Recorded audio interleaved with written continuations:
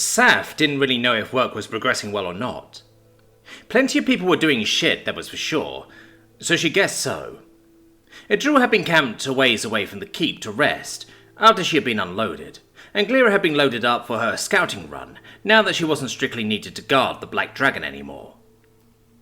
Their oldest Blue hadn't seemed to mind that it would be well past dark by the time she got to Highstall, so once both she and Arch were loaded, the three Blues wished each other good luck, and a speedy recovery in Jarex's case, and set off on their respective missions. Jarex's belly was mostly healed, and he certainly didn't shy away from helping out with the digging work, even if it came with a few nasty comments directed at a certain someone who should probably have been doing it in his stead. Project Talk to the Unicorn had been a hot topic. Ratchuka wanted to rely on what they knew worked, and just send Tom on the quad bike with the chainsaw. As for the dragons, they had Baron and Galaxa left who could fly. The two inquisitorial rares were busy on vault duty, at least for now, but they would be back soon.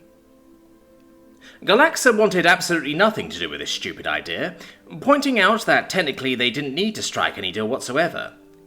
Celestine had to give up the wood without a fight, such were the terms of their agreement. It wasn't even like it was a large amount of wood compared to the size of the forest, hardly a drop in the bucket. Hell, most inner keeps likely took several times more wood for the same amount of forest every single year. Callinger had of course been vehemently against invoking the unicorn's wrath by not informing her of what was going to happen. He wanted to strike a deal with her, and Rachuk and Dakota had agreed, though Tom suspected they were both hoping for the unicorn's assistance rather than just her consent. It would be quite a lot easier if they had her on their side after all. Celestine wasn't used to her forest getting exploited, as Callinger so eloquently put it. In the end, they had agreed that not sending a dragon was an acceptable risk. They were fairly confident that the island was clear of all hostiles, save for the two brigands on the run. And they knew Celestine did not like dragons in the slightest, so sending one on a diplomatic mission didn't sound overly smart. Victoria had volunteered to come. She was well versed in the intricacies of the various laws and agreements between the unicorns and the kingdom. Plus, this would not be her first time negotiating with one of the wardens of their forests. Rachuk was going too, to represent the keep if a deal was to be struck. Apuma had apparently really wanted to come along, but the old man still had a wife to tend to, and Lancaster had more work to handle than she had time to even catalogue, so left her out. They also wanted to send some people whom Celestine knew. Tom was considered, but everyone knew he was needed back at the keep, and Jackie refused to leave him just yet. Wipurna and Ralulf were considered, but in the end dismissed, since they were at least quite skilled in woodworking. And since Callinger would definitely be going if they wanted to keep him sweet, the two farmers were the next best option, since they had to keep people moving on the warehouse project. They had also wanted Fengi, since she clearly knew the unicorn better than anyone else in her own unique way, but that had been vetoed by both Nanook and Paulin. So they went for the second, third, or whatever best option, Saf and Unkai. Saf had looked rather distraught at the idea of going on a trip with some of the least fun people at the keep to look for a not-so-kind unicorn in a cold dark forest, while she really had better places to be. Not to mention taking Unkai away from what he really should be dealing with. At least Paulin hadn't been able to go, since she had an Inquisitor to tend to, and as a closing note, Victoria had wanted Maiko for his people skills, as she put it. Well, at least he's coming too. Thank the gods for that, I guess. Getting ready to depart had taken a bit. Callinger had needed to go through some things with Tom before they got underway. Victoria had gone to procure some supplies, equipment, and documents of her own from Baron and Rachuk, likewise from his father. That had left the rest of them with the task of gearing up for a night in the woods. It was already early afternoon, and Saf was far from optimistic that Celestine would just show up right away to hear what they had to say. She had brought hot rocks, fire-starting supplies, namely kindling, and the lighter they had gotten as a sign of gratitude from the Crafters Guild in the capital. And one of Tom's, just in case the guild was shit. Tom's nice tent was also light enough for her to carry, as opposed to the heavy canvas affair they had at the keep. She had considered some nice warm pelts for the night, but the fact they actually had to carry it dissuaded her in the end. She was wearing her winter coat though, even if she didn't have it filled with warm rocks out of the gate. On the wing, the heat she made would be more than enough to keep her warm with the extra insulation, but if or when it was a cold night, the inner rock pockets might come in handy yet. The weather had at least been kind to them as they flew aside from the slight biting cold gnawing at her wings, as her body kept warm inside the coat. It was clear and not overly windy as they flew, reaching the forest in good time and starting to scan for a good spot to set up camp. They didn't want to just sit by the outskirts, where they would be easier to ignore. Saf led them to a suitable clearing they had used many times before when out hunting. It had a small waterhole that cleared an opening in the massive heaven oak trees which stood all around. The massive crowns of the ancient trees had started slowly turning yellow, but coming down between the trees they were greeted with a sea of green, almost like autumn had yet to set in, the giants shielding their smaller brethren down below. Fingers crossed it's a bit warmer in there too, Saf mused to herself, smiling at the sight. She knew it would at least be shielded from the wind, and the pond was crystal clear, the bottom mostly lined with moss.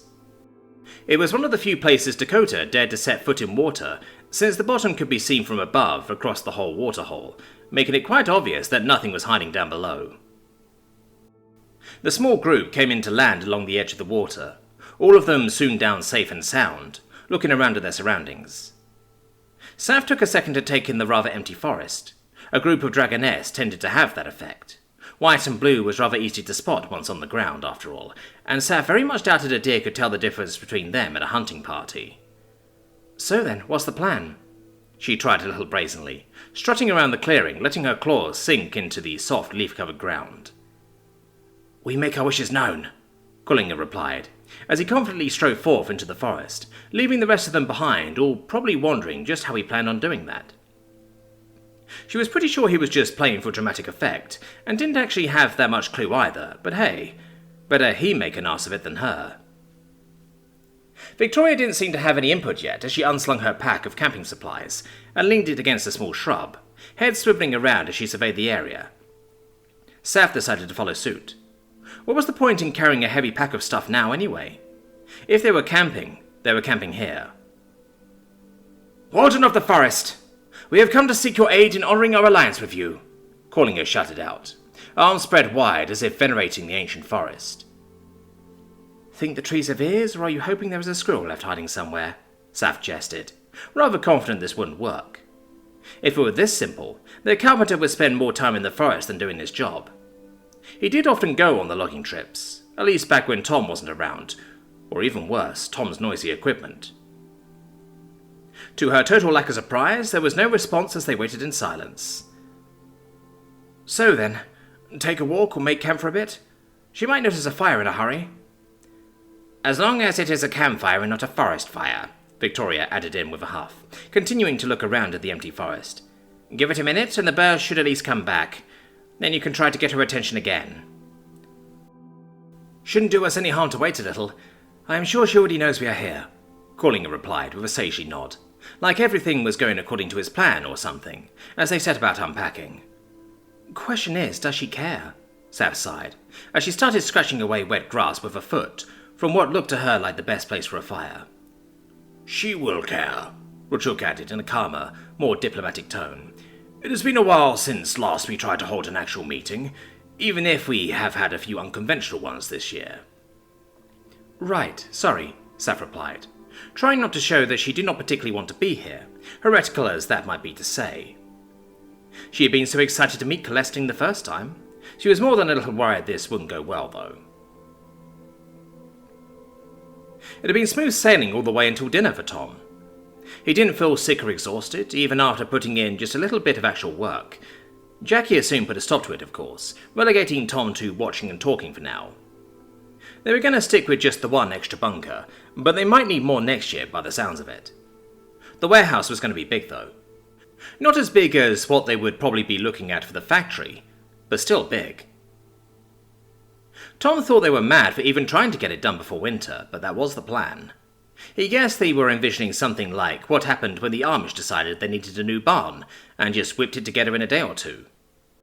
He didn't actually know how the hell they did that, but he was guessing a lot of prep work, none of which they had done. If they didn't get it done, they would have to finish it in spring before the next shipment of toys arrived, which sounded like it could be a cold affair. The warehouse, or large barn, depending on how you wanted to look at it, would be about 2 stories tall, but with no actual second floor inside. The idea was apparently to use Jerrick's as an improvised crane to get up to the higher boxes that would be stored inside. It sorta made sense to Tom. Jerrick's wouldn't even be able to get in there if it wasn't 2 stories tall, without ducking his head, and getting low to the ground after all. But the plan's size meant he would be able to reach all the way to the roof if he stretched a bit. Callinger had been doing the first rough drafts on what they would be building here. He was their carpenter after all. He kept the keep in good shape for decades, so he knew his way around construction work, even if this was quite a bit bigger scale. His excitement was palpable though. Tom hadn't seen the guy this excited about anything before. Guy really loves his wood, I guess, or maybe it's about going to see the unicorn that has him all cheery. The group that had headed out to see said unicorn hadn't made it back for dinner, but that was hardly surprising really. They had packed for a night in the woods after all. At dinner, Thomas sat down with Jackie at the Huntress table. Seth might be missing, but Fengi was back, so it didn't feel overly different. Bo and Foe had for once agreed on complaining about something together, rather than bickering with each other. That being how, for the foreseeable future, they would be placed under Callinger's tutelage, along with most of the guard. They both had their own unique style of complaining, of course. Bo argued rather adeptly, while Foe mostly flung accusations around, and generally acted like a bit of a bitch. Tom could sort of see how a pair of racers who had expected to be out here hunting down critters would be a little miffed about getting reassigned as carpenters, but he did have a feeling it would be good for them, especially Foe. Edita had of course also taken a seat at their table, but there was no outpouring of questions towards Tom. In fact, it was Essie and Fengi who had most of her attention. Tom had picked up on the artificer being a bit out of touch with normal people, but he had not noticed just how bad it was. She had almost started reminding him of Lynn Costa, as she lapped up all of the girls' gossip at the table, even taking a few notes. The mood was much improved today. Even Tom could feel that. According to Jackie, things had been rather bleak while he was out. Dakota had even gone so far as to ready them for a fight just in case Jelina's delusions got the better of her. After the meeting, that morning's things had loosened up somewhat though. Nanook's chair was still empty, Tom hoping she was at least in her own room as opposed to the infirmary, resting after her ordeal this morning. The Inquisitor for her part was nowhere to be seen either. Tom guessed she was busy unravelling the mysteries of the human condition. He wished her good luck on that one. As they had all finished and started collecting plates, Dakota had made her way over, clearing her throat behind him. "Could I perhaps bother you for a bit?" "I believe so," Tom replied, turning around to face her, still sitting on the bench. "Things are moving quickly, and with the Inquisitor departing, I would rather we went over our finances, at least roughly, especially with the opportunity to make one last round of orders before winter." "Sure. I guess you want a damage report for my ideas for the future?" "More or less," Dakota admitted with a slight chuckle. "Is my loyal bodyguard allowed to come along too?" "Sure, come on then," she agreed, waving the two of them along. Jackie had dropped the halberd, at least for now, but she still had her favourite piece of jewellery with her. It honestly made Tom wonder if he could somehow get her a set of revolver earrings or something. She would love that, he was sure. Dakota led them up to her room on the top floor, where, much as Tom had expected, everything was meticulously organised, except for the desk, which was dominated by a very large tome and scraps of paper flung randomly around the place. To his surprise, though, Lothal was there sitting on a chair next to the table, clearly waiting for them. "Well, hello there," Tom greeted as they all stepped inside, Jackie giving a curt nod. "Hello, glad you could make it," Lothal responded, far too smoothly for a kid his age. It was clearly a well-practiced greeting, though it seemed to come naturally to the teen. "On the mend, so I thought why not?" Tom tried to respond a bit more jokingly, the young man replying with a kind smile as they all got comfortable. "Yes, Lothal has been taking part in my work as of late, I'm sure you know," Dakota explained, as she started running her finger down the page of the tome. "I will have to see to the finances of my keep in the near future, or at the bare minimum know them well enough to determine if I am being taken for a fool." "You are a wise one," was the best reply Tom had, as Dakota apparently found the line she was looking for. "Very. Right, so firstly, it has been a rather odd year to say the least. We have not actually made much on hunting at all, which is normally the backbone of what we do here. But the sugar sold well, very well, and we won't be paying tax on any of it, which is a relief. That leaves us looking rather good indeed. Now, of course, the more we spend leading up to winter, the less people get in the way of their own money. I would also rather see that we pay people before we have to give Archon the word on what we want." "Do you think Galaxa will keep flying throughout winter?" Jackie questioned, tilting her head. "Maybe the Inquisition would be willing to pay him." "Perhaps," Dakota admitted, rubbing her chin a little. "I do not think we should be betting on it. It was my understanding that our next shipments of inquisitorial goods would not arrive till spring. Now, I have been over this with Mum after she decided against better judgment to get up this morning. As well as Dad and Rachuk, of course. As it stands, we have just shy of 6,000 gold in profits this year." "Holy fuck, man!" Jackie spat out, seemingly quite taken aback by the news. Lothal seemed rather taken aback by the outburst, looking at her and blinking a few times, before returning to his previous posture. Jackie didn't seem to notice. She seemed too busy with trying to rack her brain for an answer on what that number meant, Tom guessed. "Indeed.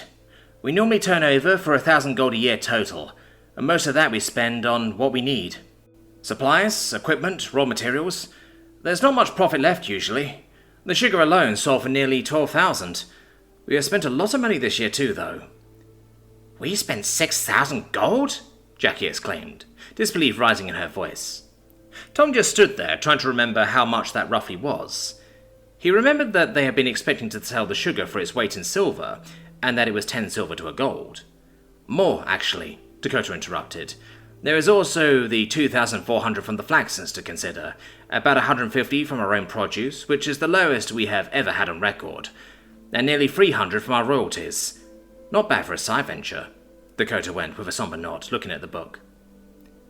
"How much sugar did we make in the end?" Tom asked curiously. He couldn't actually remember what the final tally was. It had been a fucking lot, though.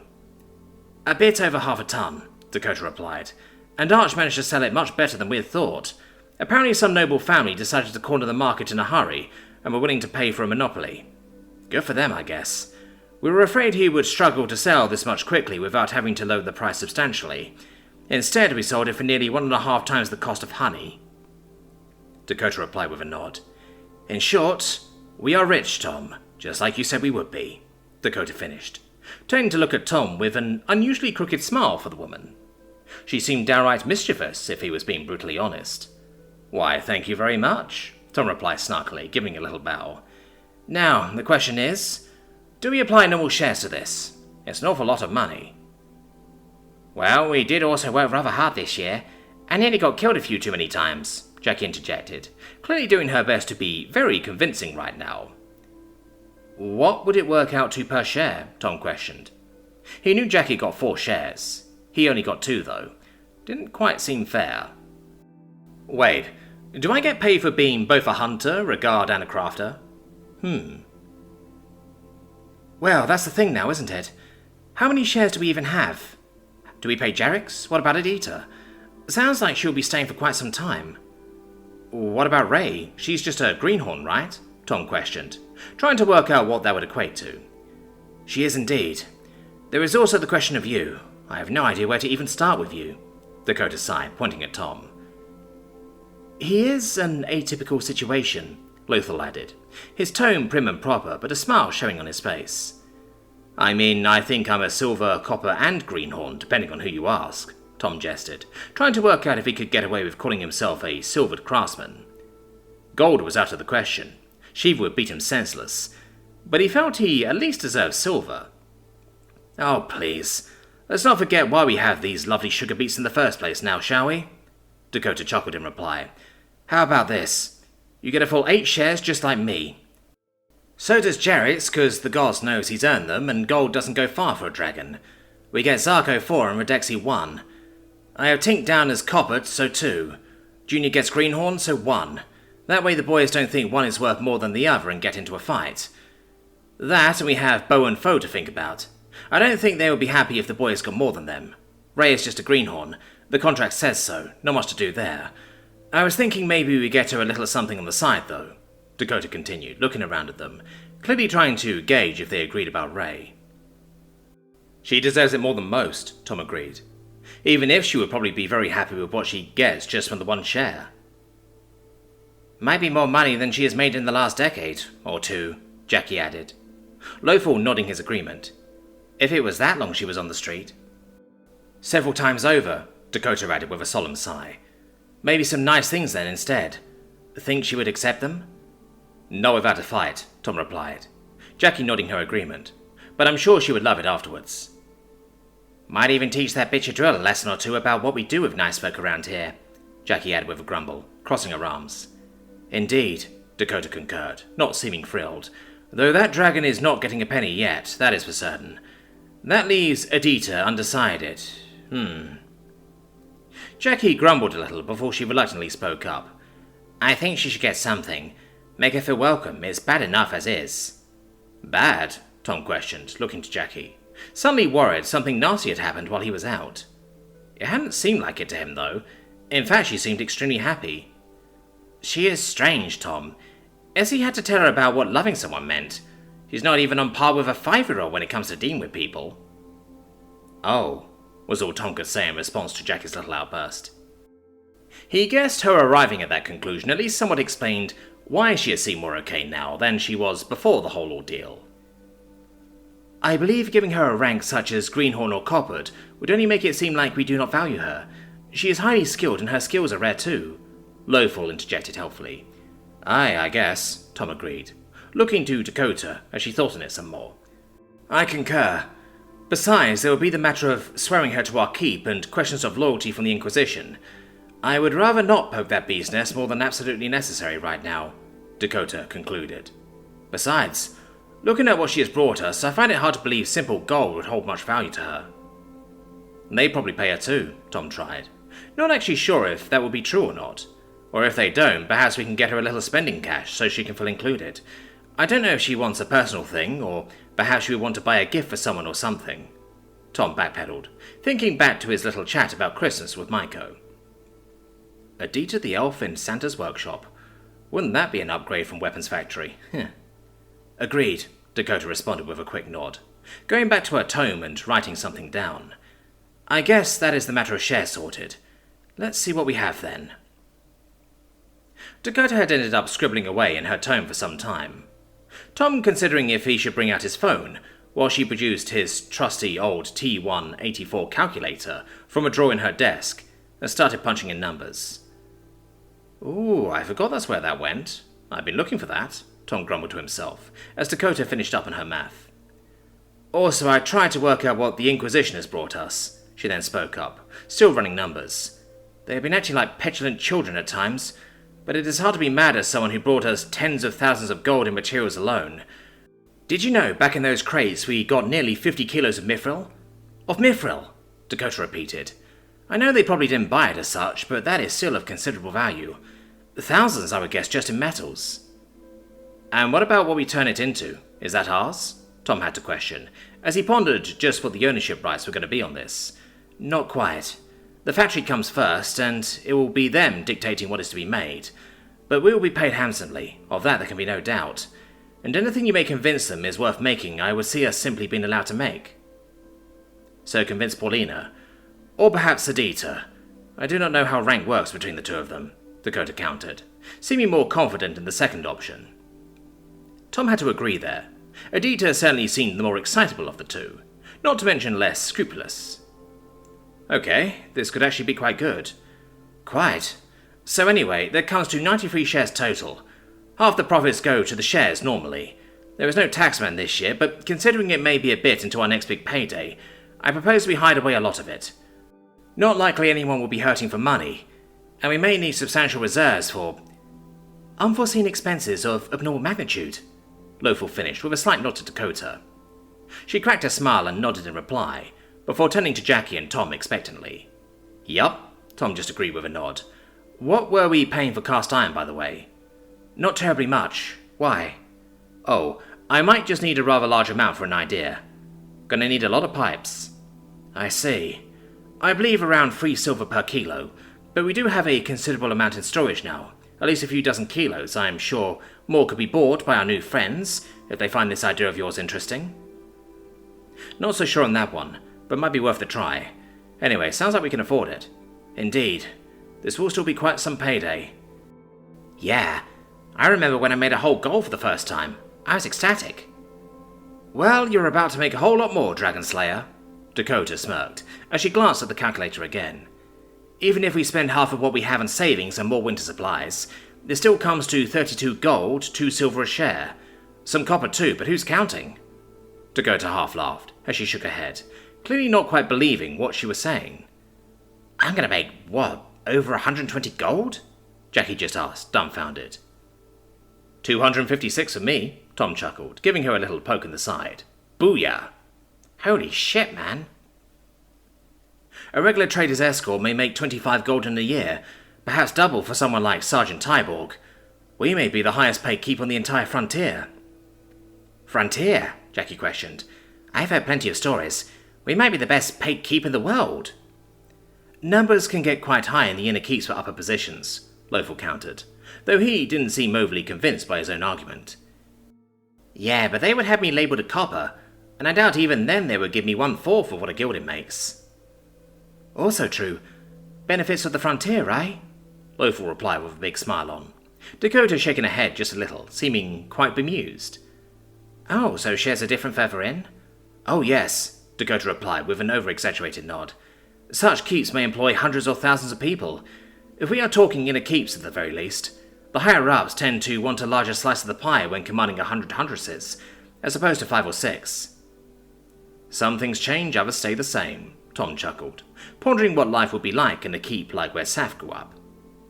He had a feeling paychecks wouldn't have been great in a place like that. All the more reason to celebrate what we made this year. Let's do it again next year. We'll be the richest keep in the world in no time, Jackie broke out, seeming on the verge of jumping up and down, likely hugging Tom and shaking him like a toy all the while. We are so having a sweet Christmas, Tom just chuckled to himself, as he pondered just what one could do with nearly 250 gold. Counting what he already had, he probably was well over 270. Oh shit, right, what about Maiko? Tom then went as he realised. He's working around the keep, I guess. At least, sorta. God knows he's done plenty of Saf's chores, Jackie grumbled in agreement, sounding maybe just a little jealous, though it soon burned away as she went back to pondering what to do with her new paycheck. Hey, I'm not doing your dishes for you, Tom just chuckled to himself, as Dakota thought about it. He is paid by Victoria, and once more a pledge of loyalty would be a problem. Perhaps a little something onto the table. I don't want freehold dragon crews wanting a piece of us too. We made a lot of money, but not quite that much. I'm also quite sure Rachuk will be looking to hire more guards next year. We have found ourselves constantly outnumbered within our own walls for the last several months now. How many more beds have we even got? Tom questioned. And with construction crews and who knows what's coming next year. They will not be staying inside our walls. Even reaching parity on numbers would be close to impossible, but maybe it could help a little. I say you put Jarix down as the added security. I have a feeling we might just be able to make him a permanent resident if we try. And don't forget a drill. A frontier keep able to call on 2 combat-trained dragons. Now there is something you don't hear every day, Dakota chuckled. Would it be a good idea to give her a crew, though? Maybe leave that one for next year, Tom tried. It was pretty clear Dakota was just pondering right now, but still, it may be best not to try to drill in battle till they knew how this all worked at least a bit better. I'm not fighting from her back, Jackie declared, shaking her head. No way. You sure? She could carry such a big gun, though. She's larger than Glira, you know, Tom tried teasingly, receiving a rather unamused look from Jackie as she crossed her arms and raised her snout.